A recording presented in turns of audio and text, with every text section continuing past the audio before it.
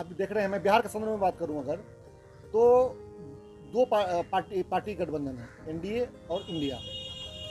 दोनों पार्टी का एजेंडा जाति, धर्म, मंदिर मस्जिद के अलावा कुछ नहीं है। ये जनता आज देखिए कि जो हमारा बिहार है, ये कभी चंद्रगुप्त मौर्य की धरती, ये अशोक की धरती, यहाँ कभी तक्षशिला जैसा यूनिवर्सिटी, नालंदा जैसा यूनिवर्सिटी यहाँ हुआ करती थी। लेकिन आज जो हमारा बिहार है, प्लाइन का फैक्ट्री, मजदूरों का हब बन चुका है। नदी कटाव यहाँ का बहुत सबसे बड़ा समस्या, बाढ़ सबसे बड़ा समस्या, भ्रष्टाचार सबसे बड़ा समस्या, महिलाओं का सुरक्षा का सबसे बड़ा सवाल है। तो इन सब बातों को लेकर अब जनता देखिए, ना मंदिर चाहिए ना मस्जिद चाहिए, हम भूखे पेट हैं साहब, हमको निवाला चाहिए। हमको मंदिर मस्जिद और शिवाला नहीं, हमको निवाला चाहिए। अब सवाल है रोटी कपड़ा और मकान का। प्रशांत किशोर यही कह रहे हैं कि आज़ादी के 70 साल के बाद 60 के दशक में जो हमारा गौरवशाली बिहार था, जिसका नाम पूरे हिंदुस्तान में था, वो टॉप 10 राज्यों में आता था, आज बिहार पिछड़ा क्यों चला गया? यही उन नेताओं के कारण आज हम 30 साल से जब देख रहे हैं, वही लालू नीतीश की सरकार है यहाँ पे। अब लालू नीतीश भाजपा।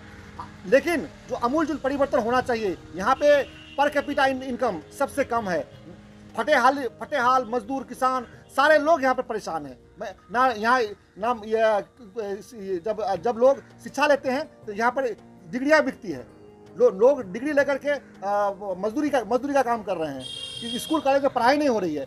ये जो स्कूल है आपका मिड डे मील खिलाने का केंद्र बन चुका है, कॉलेज जो है डिग्री बांटने का केंद्र बन चुका है। तो आखिर ये समस्या का समाधान कैसे कौन करेगा? तो जनस्वराज कह रही है कि भाई आपको सबसे पहले जनस्वराज एक मिशन है कि आप अपने जो चुनावी पैटर्न है, जो आप जिस माध्यम से वोट देते हो, जाति धर्म के मामले में वोट देते हो, जाति धर्म के मामले में वोट मत दो।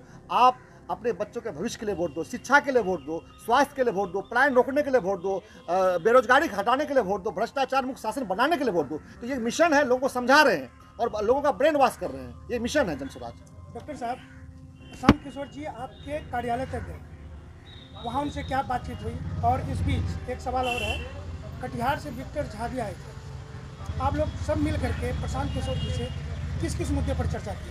देखिए आज तो ईद मिलन का ये था, समारोह था एक तरह का। हमारे वहाँ पर सबसे पहले हमारे प्राणपुर विधानसभा के जो हमारे भावी प्रत्याशी हैं शाह फैसल जी, इनके घर पर हम लोगों ने लंच रखा था और हम लोग दोनों ने मिलकर इसको कोऑर्डिनेट किया।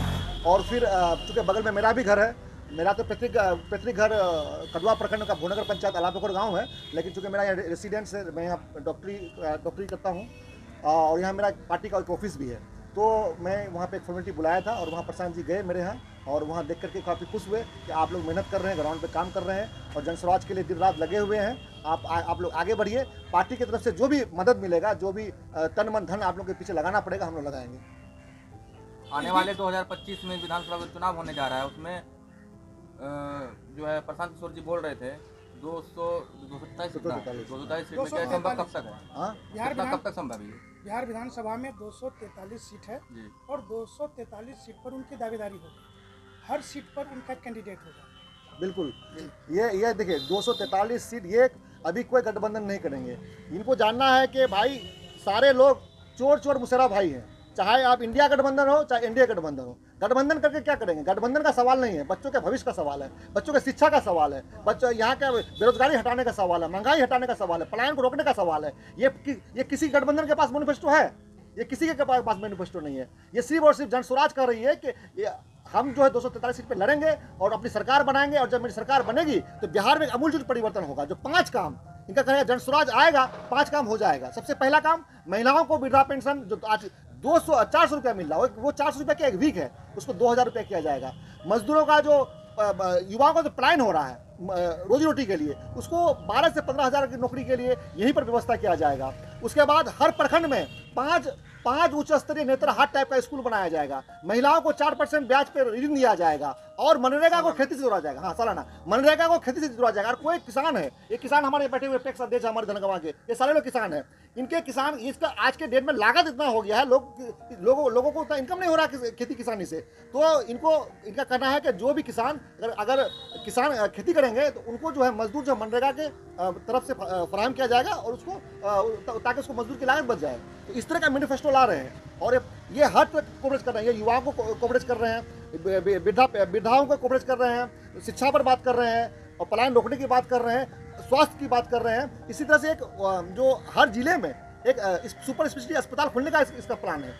तो ये क्यों नहीं हो सकता है? आप जाके देखिए कि दरभंगा में एम्स बन रहा है, सीमांचल में एम्स क्यों नहीं बन रहा है?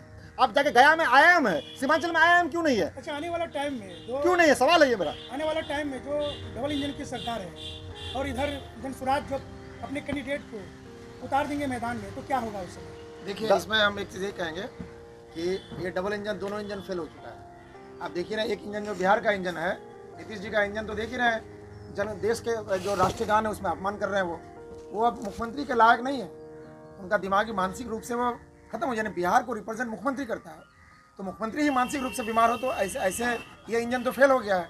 और दूसरा जो नेशनल लेवल के जो इंजन है, बड़ा इंजन जो कहलाते हैं, वो भी पूरी तरह से फेल है। वो इंजन, वो उनका मुद्दा नहीं है ये मंदिर मस्जिद हिंदू मुसलमान, यही मुद्दा है।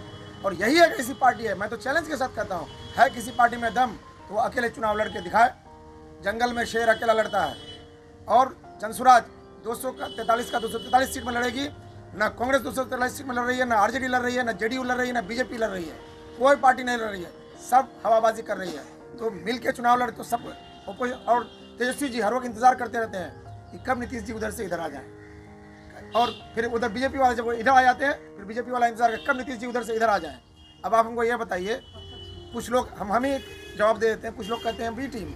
मैं एक चीज़ कहना चाहता हूँ, नीतीश जी तो डायरेक्ट BJP के साथ सरकार बनाए हुए हैं, फिर तेजस्वी जी उसका इंतजार कर रहे हैं। B टीम कौन है? B टीम कौन है? तेजस्वी जी B टीम है। पूर्णिया आए, तेजस्वी जी ने क्लियर कहा कि इंडिया अलायंस को वोट दीजिए, नहीं तो NDA को वोट दीजिए, लेकिन जो है पप्पू यादव को मत दीजिए, इसका जो कि जनता का लीडर है।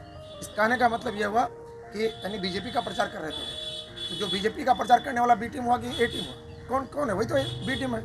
इसलिए ऐसे भी राजनीति में जो नए खिलाड़ी आते हैं, नए लोग आते हैं, नई पार्टी आती है, लोग उसको हटाने के लिए, उसको एग्जिस्टेंस में नहीं आने देने के लिए तरह तरह का लांछन लगाते हैं, प्रोपेगेंडा तैयार करते हैं। ये प्रोपेगेंडा बिल्कुल नहीं चलेगा। अच्छा, प्रशांत किशोर बड़ी हुई चुनावी रणनीतिकार है और वो नर्व्स को पकड़ते हैं। क्या वो बिहार में बढ़ते भ्रष्टाचार को रोक पाएंगे?